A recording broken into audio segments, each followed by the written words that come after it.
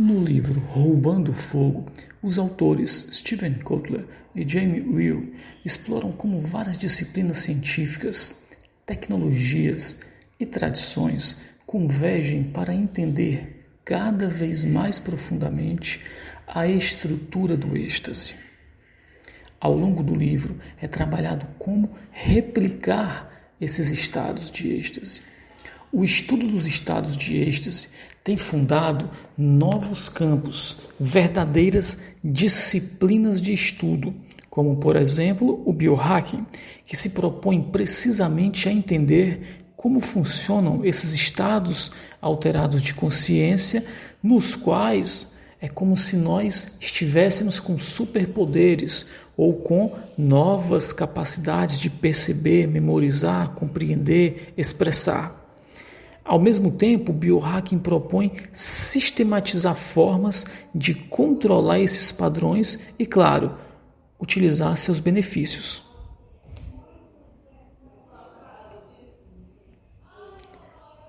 Os estados não ordinários de consciência são chamados também de ENOCs. Eles são impulsionados pelo aumento de 6 substâncias, notadamente quando ocorrem concomitantemente. São elas dopamina, endorfina, serotonina, ocitocina, anandamida. Nesses estados especiais de consciência, ao mesmo tempo em que há um aumento de uma ou de várias ou de todas aquelas 6 substâncias, há também uma diminuição de cortisol e noradrenalina. Assim, o corpo entra no estado no qual os hormônios que promovem, que favorecem o estresse, diminuem e os hormônios que favorecem o bem-estar, a felicidade, a concentração, o relaxamento aumentam. É a situação perfeita. E a economia não está alheia a essa situação. A economia direta e indireta ligada aos ENOCs gera em torno de 4 trilhões de dólares por ano, aqui incluindo indústrias como a dos jogos eletrônicos que produzem estados de fluxo de forma viciante. Ao longo da história, podemos didaticamente organizar 3 grandes grupos de experiências não ordinárias de consciência, ENOCs. Grupo A, experiências de fluxo. Como a que artistas, atletas ou qualquer pessoa obtém ao dedicar-se com atenção plena durante certo período a uma atividade qualquer. Experiência de fluxo é exatamente quando nós focamos com toda a nossa atenção a determinada atividade. Pode ser um balconista de uma padaria ou o homem do bar preparando bebidas. Qualquer um dos dois pode entrar em fluxo, como também o velocista que irá correr 100 metros nas Olimpíadas ou o bailarino que se apresenta em um teatro lotado. A experiência de fluxo nos coloca em um tempo, em um estado no qual é como se não sentíssemos cansaço, é como se não sentíssemos dor, não sentíssemos o tempo passar. Grupo B, transe místico e estados contemplativos. Também por meio desses estados, dessas experiências místicas e contemplativas, é possível obter um ENOC. Todos os praticantes das mais diversas religiões chegam a esses estados ao praticar jejum, orações, mantras, meditações e outras práticas devocionais ou místicas por longos períodos de tempo e com alta intensidade. Aqui também estão experiências como autoajuda, terapias, imersões e todos os circuitos de treinamentos e encontros relacionados ao desenvolvimento pessoal. Um terceiro grupo é a psicodelia.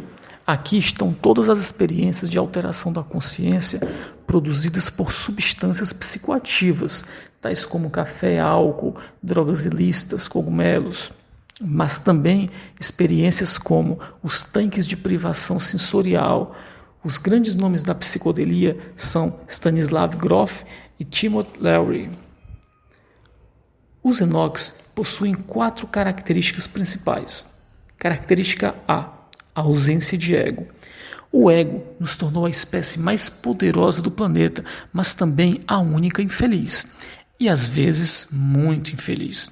Nos ENOCs ocorre uma hipofrontalidade transitória, ou seja, a parte frontal, neocórtex do cérebro, mais racional, passa a controlar menos e somos mais levados por regiões primitivas de nosso cérebro, onde o ego simplesmente desaparece.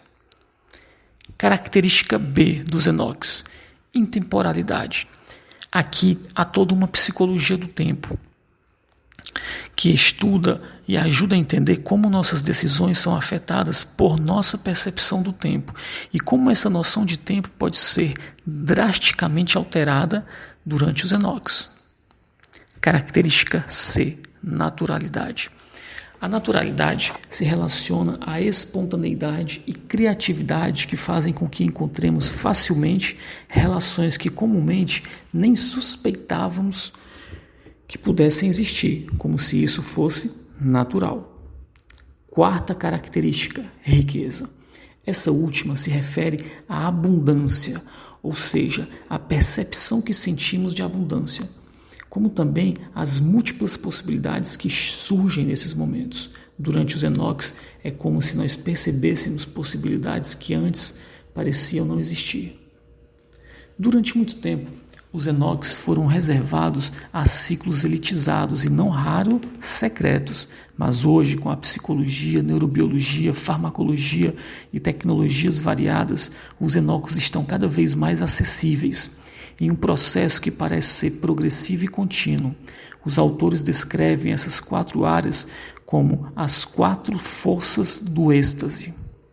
Na neurobiologia, merece destaque o conceito de cognificação corporificada versus o de cognição desencarnada.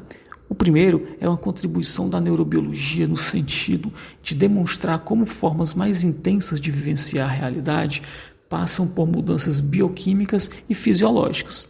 Já na farmacologia, merecem ser destacados os nomes de Grof como precursor. Na tecnologia, há também grandes pessoas trabalhando com imagens, com sons. Os autores também citam que existem eventos que são propagadores de Enochs, como, por exemplo, o Burning Man. São eventos que, na sua própria essência, na sua própria ideia, estão relacionados aos Enochs. Por fim, vale dizer que o título Roubando Fogo é uma referência ao mito de Prometeu, aquele que furtou o fogo dos deuses e deu aos homens. O que os autores relatam nesse livro é que agora o fogo já está entre nós e podemos deixar a chama acesa o quanto quisermos.